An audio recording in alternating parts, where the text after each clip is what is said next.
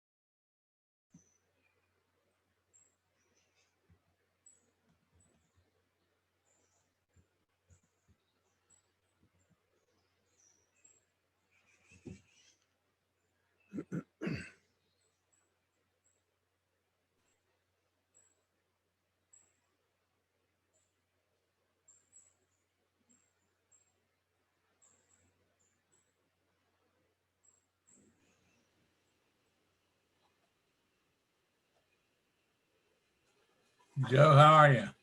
Hey, Jerry, how are you? Doing well, thanks. Good. Looks like just a few of us on the Zoom. Yeah. How are things in Jacksonville?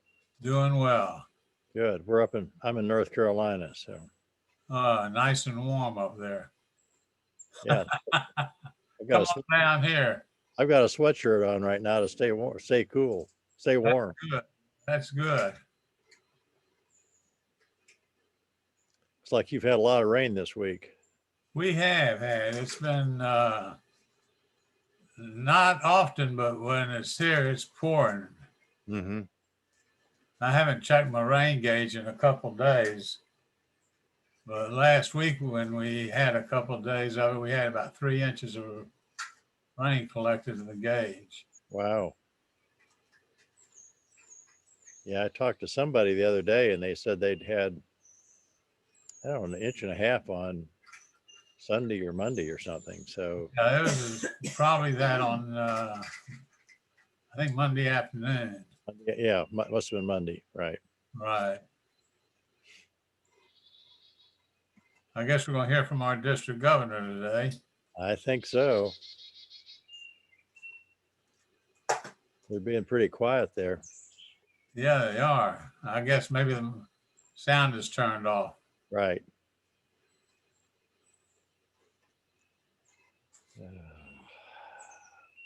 or the You- microphone, not the sound. Yeah. Have you been to a meeting yet? Yeah, I was there a couple weeks ago, the 21st. Okay. I had the invitation, so I went ahead and made the trip in. But I live about 45 minutes away from Timuquana.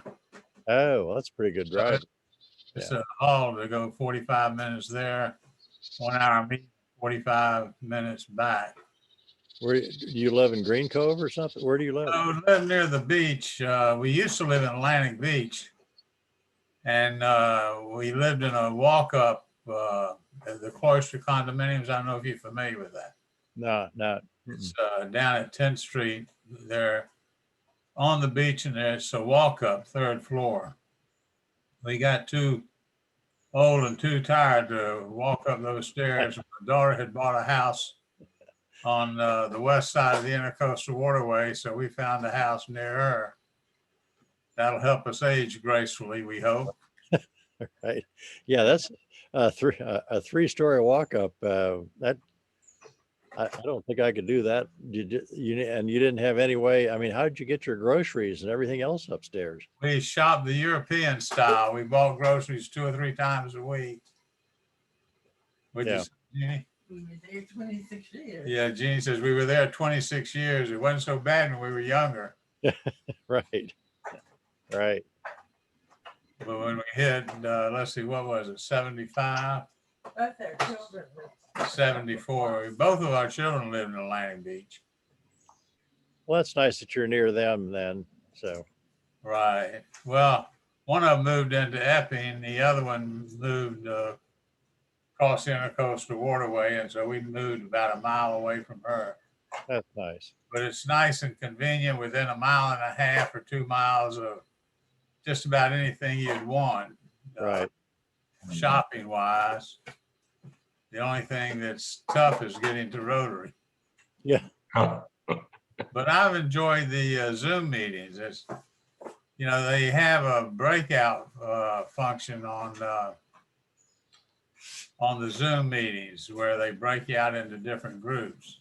Yeah, and I don't know that they're doing that anymore. I don't think they are when we meet In at the club, but I'm not sure what they do when we have Zoom only, but it's nice because it's sort of like sitting down at the table. Yeah. You just get assigned to a table and they drop you in there and you get to visit with some people. I've gotten to know a few more people better than I would have otherwise. I agree. That was nice, but I don't think they've done that for a while now. So I don't think so. They may be getting back to it with this increase in the COVID cases. yeah, we aren't hearing very good news out of up. Doesn't seem to be too bad here in North Carolina, but from what you read on the news, it's awful in Florida and even worse, I guess, in Jacksonville. So Yeah, it is. There was a meeting planned for the College of Governors, but tonight they canceled it last night, probably to keep from a bunch of old guys from getting together. right. Well, our church has gone back to, having to wear a mask and all that kind of thing. So I think any place where you're going to meet in a group, why it's becoming an issue now. Right. Yeah, I've got my 50th high school reunion this weekend, and I rearranged vacation, everything to go, but now my wife is pressuring me not to go. I have no idea if they're vaccinated or not, or indoors or outdoors, or what that crowd's going to be like. So I don't know. What are you doing in court, Dal? We kind of shut back down, although the criminal judges were adamant that they needed to bring inmates in, but it's a mass mandate in the courtroom, and in the civil courts, we're continuing with Zoom hearings. We've kind of shut down any in-person hearings, although we're still, supposed to be doing jury trials. We haven't had them come up right yet here. And with jury trials, it would be mask mandates with the jury trial. Do you still have a big backlog or It's, not? you hear about that around the state, and I think foreclosures and debt related actions are going to be really backed up once that opens up. The banks are really voluntarily not pursuing a lot of those foreclosures, even though technically they probably could. That's going to be a big problem. And then they say otherwise, but I think we're going to manage okay. I mean, there is going to be a pent up demand to some degree, but we opened up for jury trials, and then the key thing about the jury trial process is just the availability of the trial generates settlements. We schedule so many more trials than we could possibly try, but then the pressure of the trial date generates the settlement. So that's the way the system works. And you schedule maybe like 10 or 12 and you try one, even maybe more of a ratio than that. But so we got things rolling again, and they knew that we had the trials going. And so this cases started settling again, according to the attorney. So we've been functional. I've done two jury trials, but we're kind of backing away from that right now. So we'll have to wait and see. Judge Wallace, Yes. please say hello to Lucy for me and then tell her I am with her. You need to stay home. Yeah, okay, I will. I mentioned to you the other day because I saw your grandson here in town. I was on Zoom, and I think you all were in person, but I had mentioned I'd seen you and your grandson, and I remembered him from past meetings. What a nice young guy you have there. So I will do that, Alton. I'll tell her. Thank you. Yeah, I don't know if she's more vulnerable or not. She got over breast cancer, thankfully, but a few years ago went through chemotherapy, so she doesn't know whether the effect of going through chemotherapy, even though you're not on it, makes you immunocompromised. I don't know. So, Well, I did the chemo too with my stomach cancer, and that's why I try to remain as cautious as I can, because I just don't know. yeah, I see. Right, I see. Yeah. Where was your reunion? Yeah, Whitey's Fish Camp one night, and then Club Continental the second night. So, Oh, that would have been nice. I guess you could stand outside. I guess I could just walk and hang out in the outside and see who's I could talk to. Sounds like two fun places. Yeah. It's too bad. I was looking forward to it. Yeah.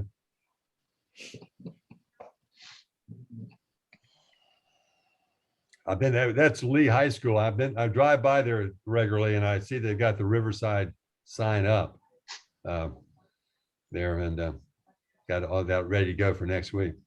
Yeah, and I guess they have between, was it Nike and the Jaguars or something, that they've got all new uniforms. Yeah. Stuff. And Lee's going to be blue and green now, rather than blue and gray.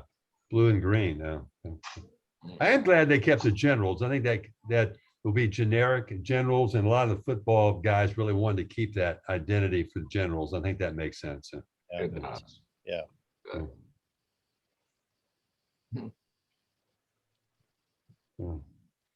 Well, I see the Marshall Butler's is still on mute. So where are you, Joe? North Carolina? What part of the state? I'm in Montreat. Oh, okay. Do you have a house there, or do you rent something, or what do you do? We rent a house here. We've been renting the same house for a number of years now. So I see. Have you seen Bill Shy? Bill and I have communicated. We're on the opposite end of the valley from Bill, and they had kids or grandkids there this week, and we've got kids and grandkids coming this afternoon. So as soon as everyone's departed, we're going to get together. Oh, great. Is it pretty cool where you are? Yeah, I've got a sweatshirt on. It's I saw that this year. Yeah. I'm very comfortable.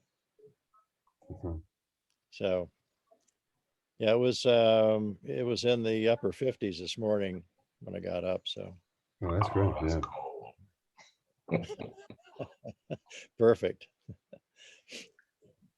Being a transplanted Yankee, I've never gotten used to all the hot weather. So it's a lot. yeah.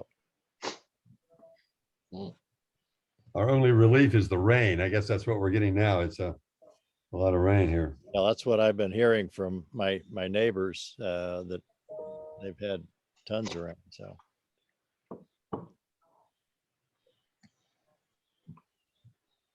Well, this was the district governor speaking today, wasn't it? Yeah.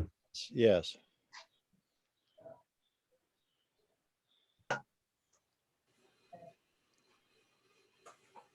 Usually they get, I thought we used to start at 12:30, I guess, or we're not starting. We kinda, yeah, slip in a little bit on that. Yeah.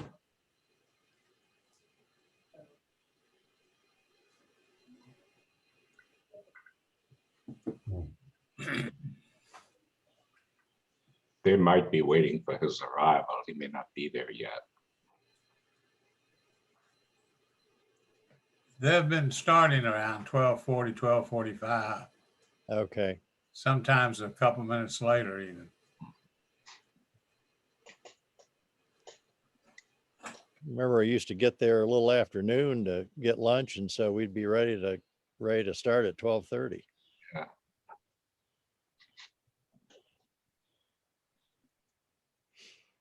I think things were moving a little faster when they zoomed. Yeah.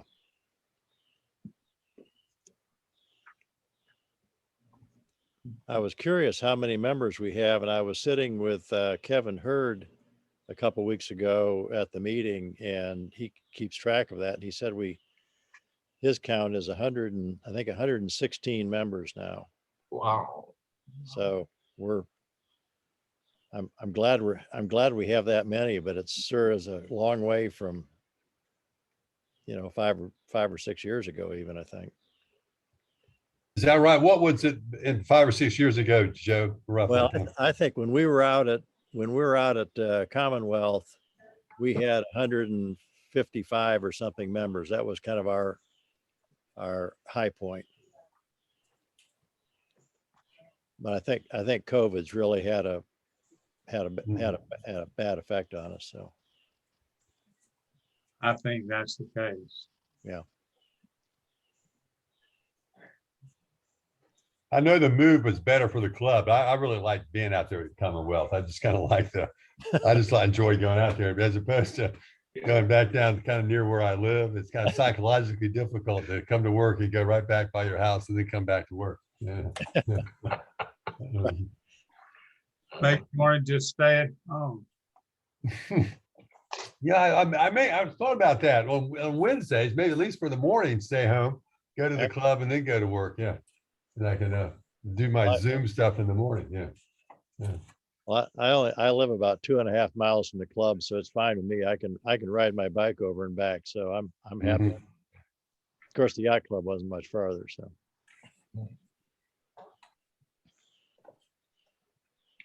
That's pretty nice. Well, I'm over here on the north side, almost near the zoo. So it's a hop for me, but it's easy because it's expressway all the way. yeah. Well, I think it sounds like, Jerry, you may have one of the longer drives of living out at the beach. So Yeah, it's it's worth it. Yeah. On occasion, not every time. Good. I love the Zoom. Good. Well, I see Ike standing there, so He's ready to go with the mallet. up. Here we go. They're muted. Yeah. Guess I'll mute myself. Mhm. Welcome to the August 4th meeting of the Rotary Club of West Jacksonville. Zoom attendees, please mute yourself. Submit any questions or comments on chat. Our invocation will be given by Rob Frazier, then Carter Rosenblum will lead us in the pledge.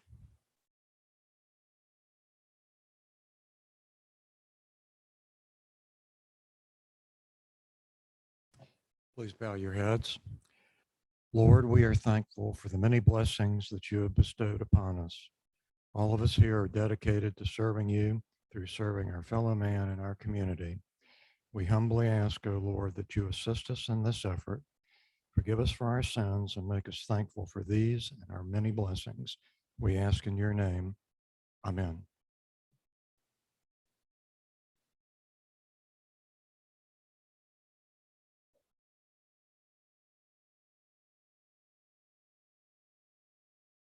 Please join me in saluting the flag as we say the Pledge of Allegiance.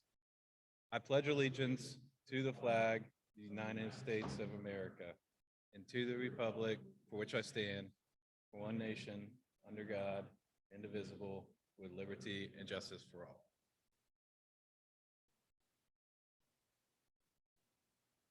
Thank you, Rob. Thank you, Carter. Greeters today, John Sims and Sergeant of Arms Sharma. Appreciate that. Please remember to RSVP and DAC-DB for our meetings so we get the head count right for the buffet and the club's prepared to join us. And I know we've got next two meetings will be here virtually, or we'll be here hybrid. We'll be meeting live, and then we'll be also simulcasting on Zoom. Two good meetings coming up, but today's a very special day. We're hosting our district governor. So we're really, really excited about that. Today only scooters will be shot. Rotary Leadership Institute coming up August 28th. Anybody that's interested in attending that, just see me. We'll get you hooked up to do that. Thanks to all who participated in the blood drive. Last time we met here, Robert, thank you for hooking that up for us. And the blood mobile will be back in 8 weeks. And we'll give you plenty of notice on that as well. Also, thank you to everyone who attended the social at Riverside Liquors. It was a really, really good attendance. Over 40 people attended. A good time was had by all. Nice venue. A lot of fun.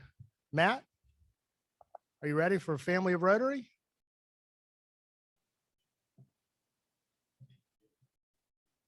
That's why I called you. Talked about people getting shot if they left. I said, okay, I might resemble that remark.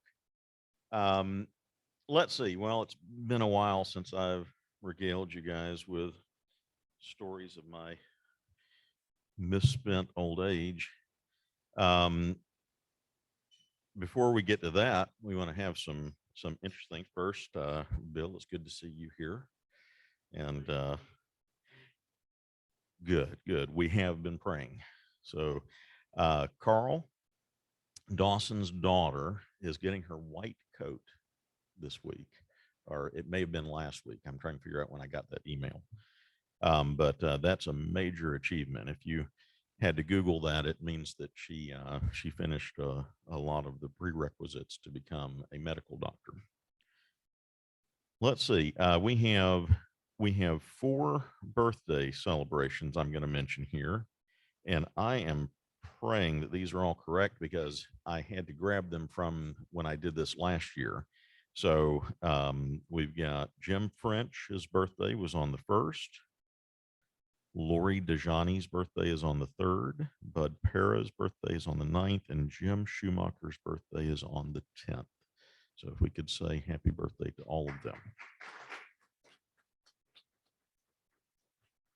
So I wrote down 3 things that I thought I would share with you that were potential stories. The title of each was 16 Hours of the Garbage Truck Song. You Means Me, and How to Get in Trouble by Teaching Your 2-year-old to Call Your Wife Woman.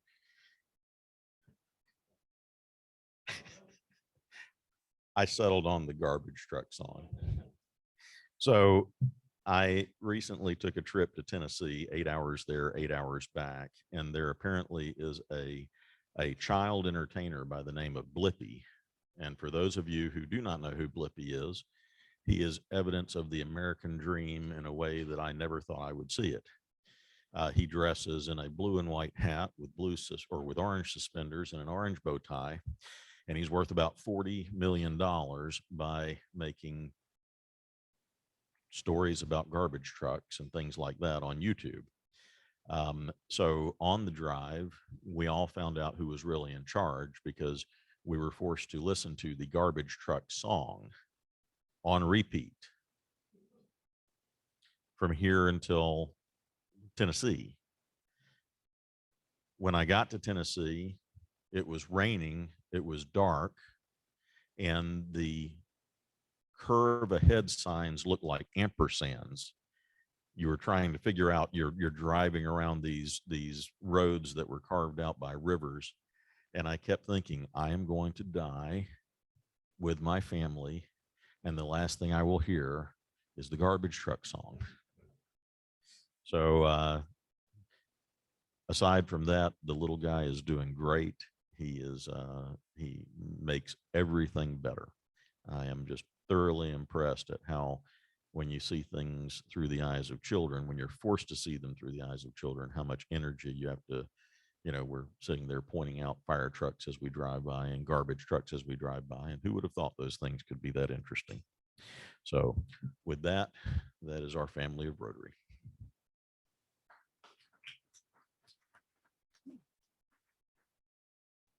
All right. So some raw humor. Sergeant of Arms report, Rahul Sharma.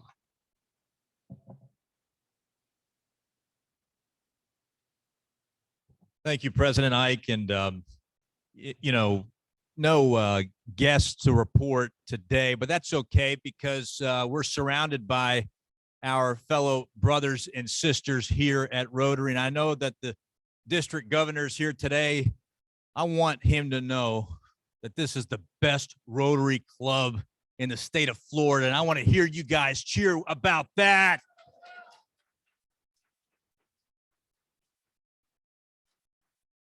It's always about service above self, and it's very hard to accomplish anything good without resources and funding. And so I figured, in order to raw humor you all today, that I would share a joke about fundraising.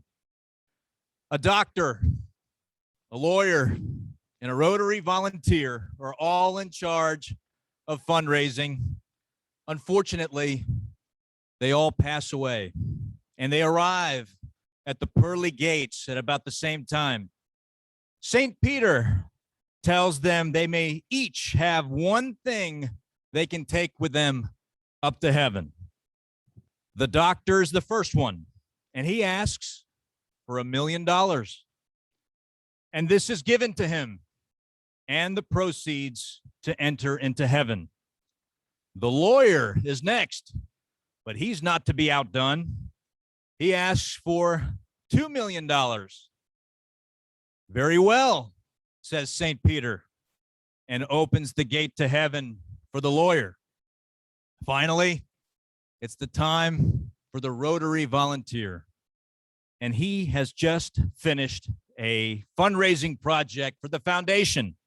So St. Peter asks the volunteer, what would you like to take to heaven?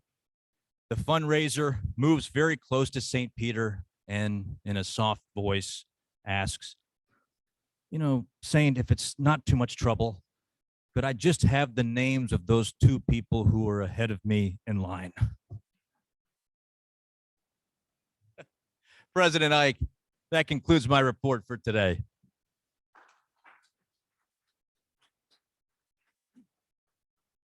As I said, a very special program today. I'd like to call ADG Ed Lombard up to introduce the program.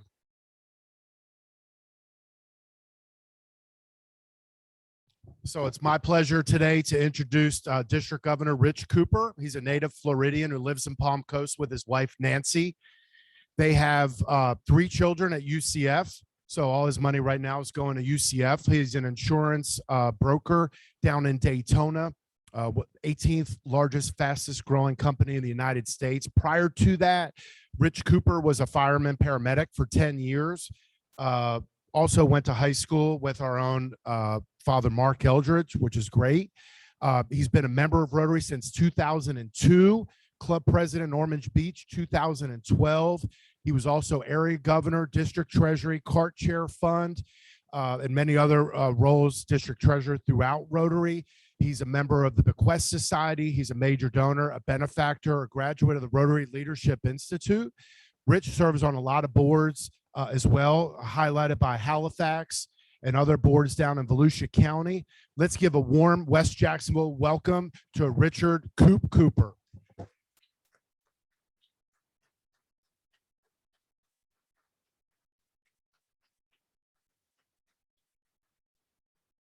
All right. Thank you.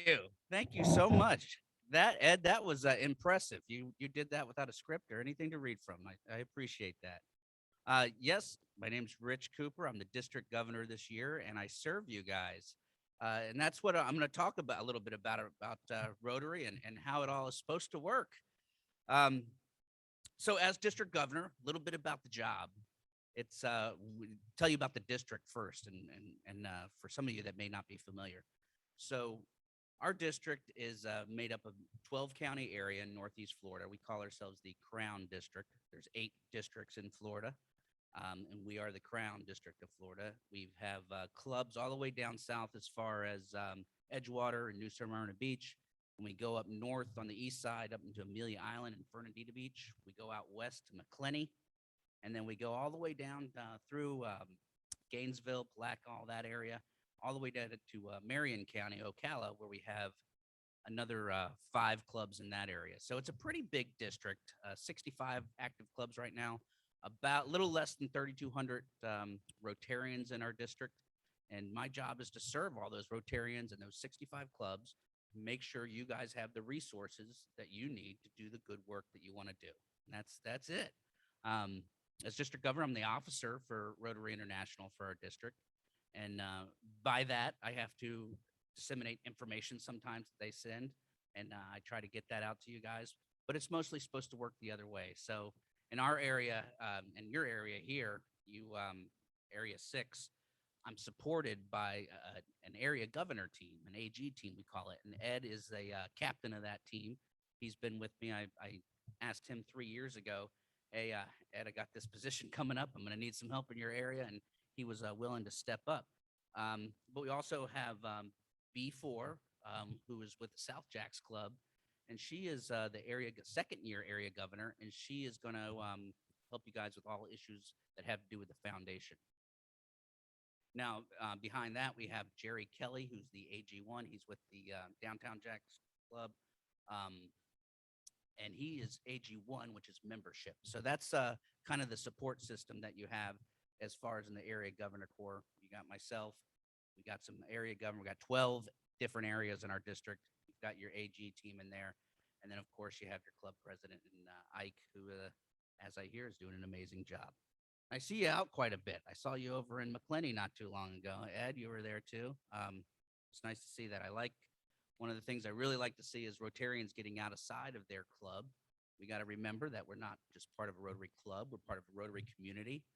And in that, there's a lot of opportunities outside of your own club. I mean, you can come to a club meeting once a week or twice a month or however it works. And maybe that is good for you. You enjoy it. But there's a lot of things that you can do outside of that. And I encourage all Rotarians to visit other clubs, to try to get out and work with other Rotary clubs in the area. And club presidents, I would hope your leadership, Ed, your leadership with the President's Council, you guys could find other things that you could do with other clubs in the area and work together. So beyond our district, there is a layer of support. Within our district, we have all kinds of committees, membership, foundation, public image, all those different things that we're out there just to support you in different positions. But beyond that, we're part of a zone, which we're in zone 34, which is paired with another zone, zone 33. And there's 31 districts in our zone. And we have a zone director in Peter Kyle, who's our zone director. Peter Kyle was the former international president of Outward Bound. Have you guys heard of that organization? Pretty cool. So it's interesting to have a guy like that in our leadership. He's from New Zealand originally and works for, I think, still as a consultant for World Bank there in Washington, D.C., where he's a Rotarian. Now, Marshall is on our support team for Zone. Marshall works in the public image side of that. And we have other people within our district. Mike Derry, you may be familiar with, past district governor. He's our, I'm sorry, Marshall, I can't remember the word for coordinator. Thank you, Marshall. He's the Rotary coordinator. We have other folks that are doing different positions. Jeanette Loftus and a few others that have zone positions. So that's a whole nother layer of support that we have for you guys to support and do the good work. But as I said, it's a bottoms-up organization. It goes all the way from the bottom to the top. And right now, the guy in charge is Shekhar Mehta from India. Shekhar is, they say, shaker by name and shaker by nature. He tries to shake things up. And one of the things he's trying to shake up this year is membership. We've been stuck at a membership of about 1.2 million Rotarians worldwide for the last many years. He wants to get us up to 1.3. Of course, we had some adversity in the last year. We were losing members at a normal pace. I mean, a lot of people thought because of COVID, we were losing more members than usual. Turned out that wasn't the case. But what was happening is we were not attracting members to fill those slots that we lost. So while we, normal attrition, people fade away, we weren't filling them. There wasn't the appeal. It's hard to go to somebody and say, look, I've got something you really would love to be a part of.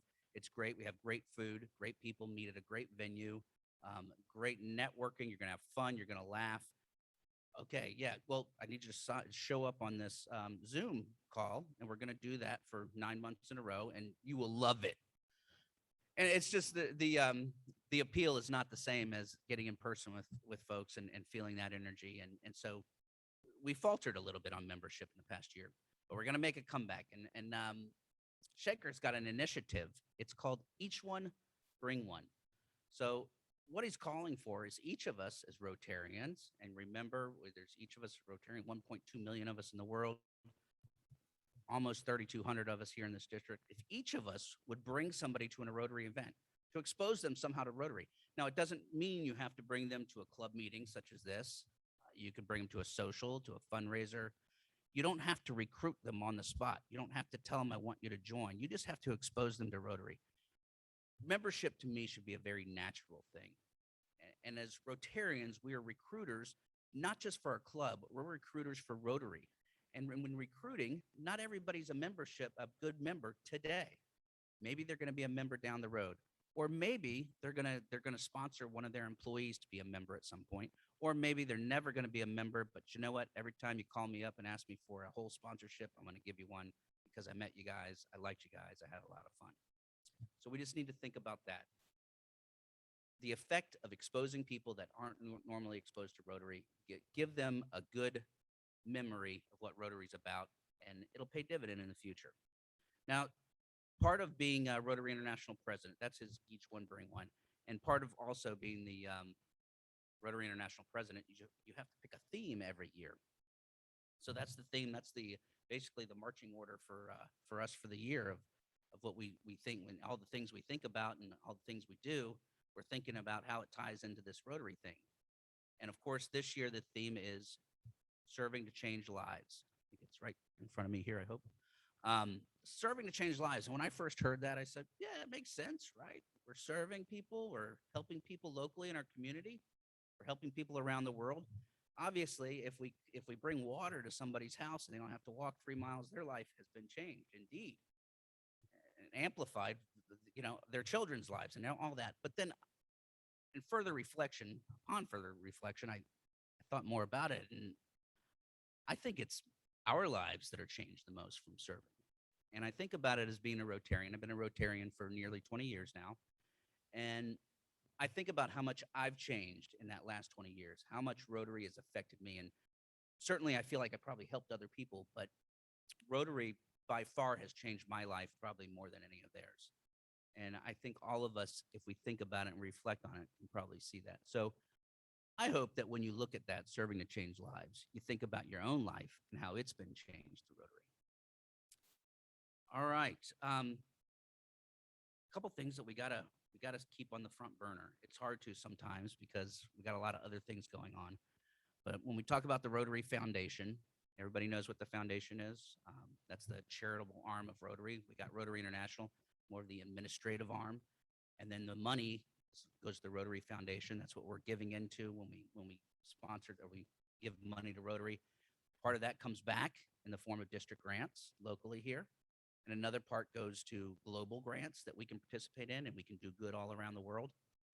We can't forget it. We got a lot of choices right now. A lot of clubs have their own foundations. There's other things. We have our own interests here, but we can't forget about our foundation. I ask that you support that. Now, with talking about the foundation, I have to talk about polio, which is another thing. Everybody's familiar with polio, I'm certain. But if you ask some young people now, about polio, they really don't know much about it. Part of the reason is because we've been doing such a good job. I mean, it's just not prevalent here in this area. that you see people or know anybody with polio. It's just not around anymore. But we're doing such a good job that I think sometimes we got to remind people, hey, we're still in this fight. So you guys know about the polio story with Rotary. I'm going to tell it quickly. But in mid 80s, I think it was 1986, there was a Rotarian out of Italy who went to the Philippines, and he saw there was a horrible problem with polio there. Wild polio virus was running rampant. Many children, adults affected, people in the streets, crawling around. So he went back to his own district, and he said, you know, I have an idea. I'm one Rotarian with an idea. But if you as my district, and maybe we can get some other districts involved, I think there's this big, huge, audacious goal that we could rid the whole Philippines of polio. And so enough people bought into it. Yeah, we could do that. And so why don't we get Rotary International involved? And they did. And Rotary International said, yeah, this is something we can take on, but we're going to have to expand it. Maybe if we get other organizations, maybe the World Health Organization, maybe other governments, maybe we can do something really effective, like rid the world of polio. So back in that time, in the mid 80s, there was about 350,000 cases every year of wild polio virus.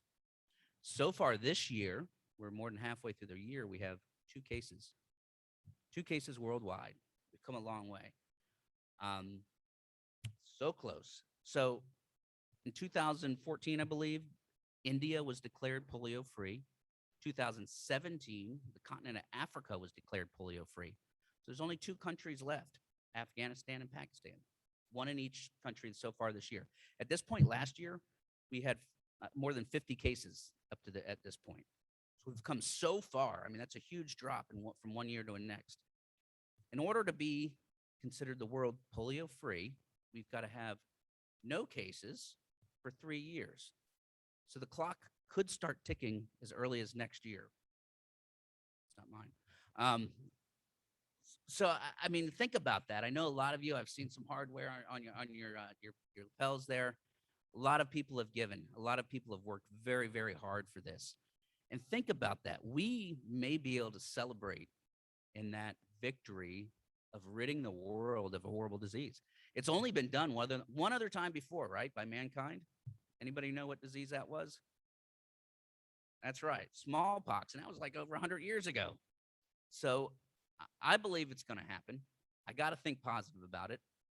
I want all of us to think positive about it. And I believe we're going to be able to celebrate. I mean, Rotary is known for having pretty big parties and celebrations. I believe we rid the world of polio. Rotary is going to put on a party likes of this world's never seen. And I hope everybody gets to celebrate with me in that. Thank you.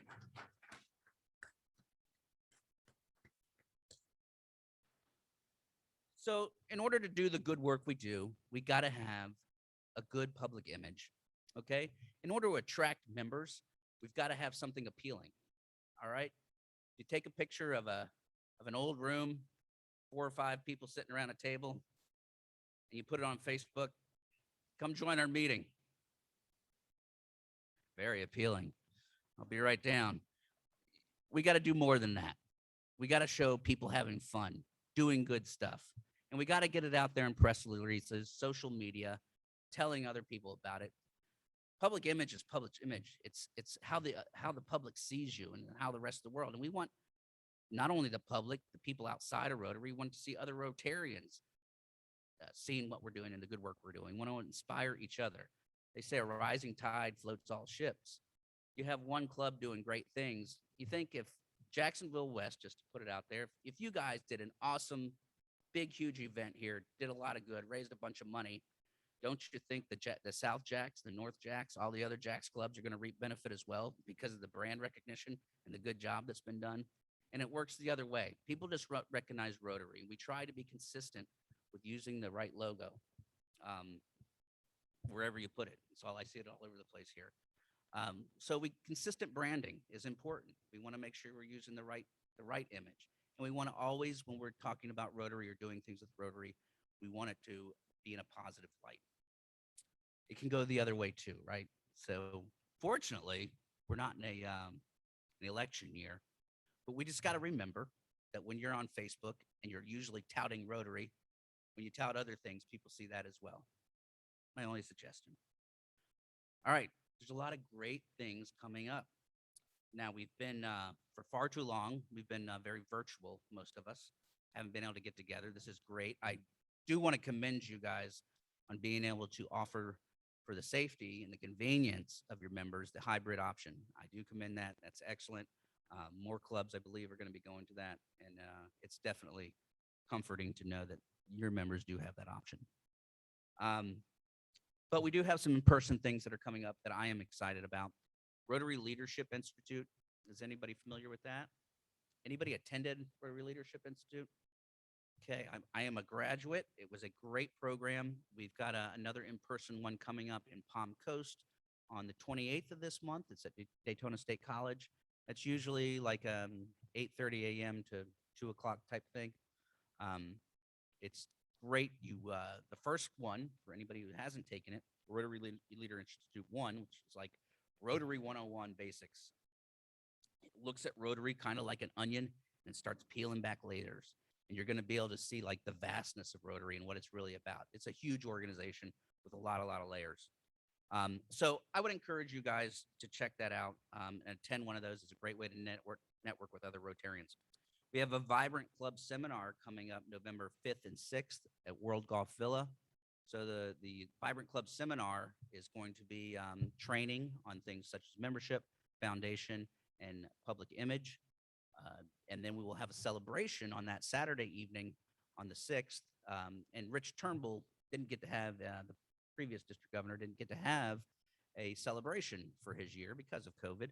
So he will be having a celebration, doing awards and things like that. So that is going to be a fun time. And it's a nice hotel there at World Golf Villa, although it's not very far for you guys from here. That is November 5th and 6th. I'll be having a district assembly and a district conference in early April of 2022. Now, the district assembly, a part of that is training, where we do same thing as Vibrant Club seminar. Pretty much, we do some people for going into positions get some training in such things as like the treasurer position, secretary position. We do some foundation, hopefully some public image at that time as well. And then we have a conference where we do awards and party and act silly. After that, we've got an international convention. So one of the great things about being district governor, it's like probably it's better than the pay that you get. You get sponsored to go to international convention 3 years in a row. So and they pay for your spouse to go as well. It's pretty incredible what our district is willing to do for us here. So in 2 years ago, in 2020 or 2019, no, 2020, I was going to go to Hawaii, but that got canceled. So I got to do it virtually, which was very fun. Then in this year in 21, I was going to go to Taipei, Taiwan, which was going to be really cool. But I got to do virtual innings. So, I mean, I was stoked about that. Next year, we get to go to Houston. It's better than Orlando. Okay. So, because I did have somebody in my club was club president. Somebody in here must have that had to go to Orlando for international convention once. Or maybe it was for, I can't remember, but I think it was an international convention. But anyway, Houston. So there's some advantages to Houston. It's not an exotic, faraway place, but it's close, and there's something exciting in that in itself. Cheap plane fare. There's lots of hotels there, and it's probably going to be your only opportunity if you've never been to a international convention. There won't be one this close in the next 5 years. I can guarantee that. So did anybody make it to Atlanta for Marshall's convention there? Well, it's a conference, but it was a convention too. But that was really cool. That was close. That was really close. But Houston's going to be just about as close as that. And I would encourage everyone to go. If you've never been to it, it's exciting because there's people coming from now Rotary. I said there's 1.2 million Rotarians, over 30,000 Rotary clubs, and like 200 different countries, and territories. So that's a lot of a variety of people from a variety of places. And they all come in their native garb, speaking all kinds of languages. And it's just absolutely the melting pot of the best part of humanity all in one place. There'll be 30, 40, maybe more thousand people. And it's just a great experience. And it was very hard not to fall in love with Rotary and the vastness of Rotary when you go to something like this and to see just the great things that people are doing all over the world, and how friendly everybody is to you. It's just incredible. You realize that you're part of a really special organization. All right, that's all my talking points that I had. So I'll entertain any questions that any of you guys have, or if there's anything I did not cover. Any of our Rotarians have a question, you could just raise your hand. I can bring a microphone to you so our Zoomers, Rotarians can hear as well. Any questions, Marshall, from the Rotary Zoom chat? No questions at this point. District Governor. All right, well, thank you.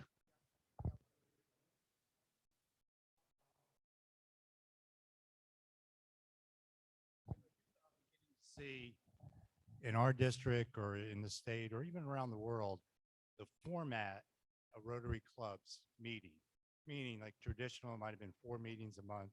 Are you beginning to see some changes where maybe they're meeting twice a month, social, that type of thing? Absolutely. In our district and in other districts. So as district governor, we're part of every president has to go to president-elect's training. So we're part of a class of district governors, and I have 7 other district governors in Florida that I kind of bounce things off of all the time and talk about things. And a lot of clubs are getting more, they're just not the traditional 4 meetings a week, and that's what we do. A lot of them are going to 2. They'll do 2 meetings, formal meetings a week. They'll have 1 service project a week or a month, 2 meetings a month, 1 service project a month and 1 social a month. Or they'll do another variety of things. I mean, there's a lot of different, and you can the rules of Rotary are gone. You can do anything you want. You can be all work in the same office building, and we want to be a Rotary Club because we all work at even the same company. There's a lot of that going on. You can have a special interest of sailing. Now there's also fellowships, but you could get a group of sailors and say, we're going to start the Sailors Rotary Club. There is in North Carolina, speaking of sailors, not in the military sense, but there is a veterans Rotary Club up in the Carolinas. So it's all veterans that are in that particular club. So there's a lot of different innovative things going on, and the traditional sense of what a Rotary is. There's a few things. You got to have a president that goes to pets, and a few other things. You got to pay dues, but beyond that, I mean, you can really you can be as creative as you want these days. And as for an existing club, you can change at the will of the board and the club members, whatever suits your membership best. All right. So I know you've been doing a lot of great stuff around the district already. Do you have any like personal goals, initiatives for the district during your year other than the macro stuff for yourself? No, Ed, I would love to see our membership rise, and I think it's going to. Like I said, last year we had some struggles. So we don't want membership just for membership numbers. We want to make the biggest impact we can, and we feel we can raise the quality members of Rotarians that we have as resources. We can make a bigger impact. So I would love to see more members, and I would love to see clubs working together in their communities instead of islands. So collaboration. I've been in 43 years, and of course, long ago, it was a lot more strict. With regard to attendance today, how has that looked on? Back for years and years, and actually until just recently, it's looked upon very strictly that you do have to go and meet certain standards of meetings. So what's going on there? So Rotary International nor the district have any kind of attendance standards anymore. Clubs can choose to have an attendance standard if they want, but there's not. And to me, the only downside, what I liked about attendance standards was that it forced people to go do makeups and stuff, and so they got to go out and network and visit with other clubs and collaborate a little bit. But other than that, I mean, it's part of the whole flexibility of Rotary these days. We understand you can't make it, you might have to travel, but a club like you got a lot of options. You got a good option to, unless you're driving, and even if you're driving, you can put the phone on. there's a lot of ways that you can participate with through a hybrid situation. All right. How about a round of applause for District Governor Cooper?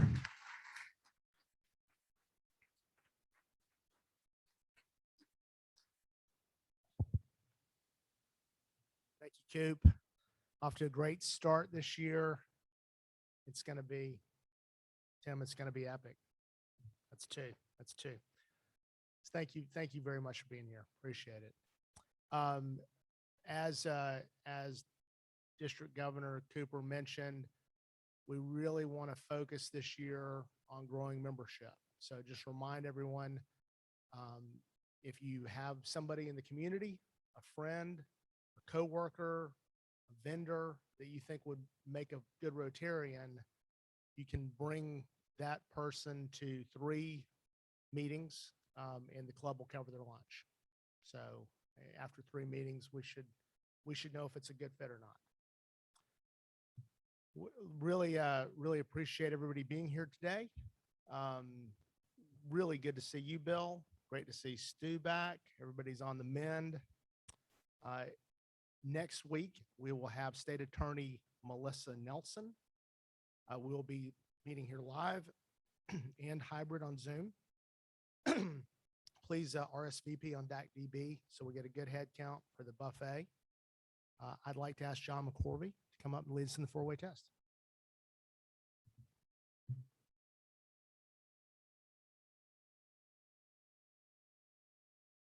Thank you, President Ike. That's my pleasure.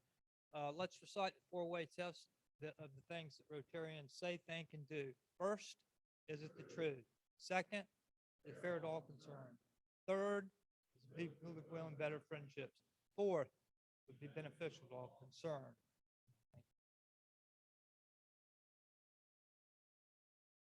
Our quote of the day is from the Dalai Lama. Be kind whenever possible. It is always possible.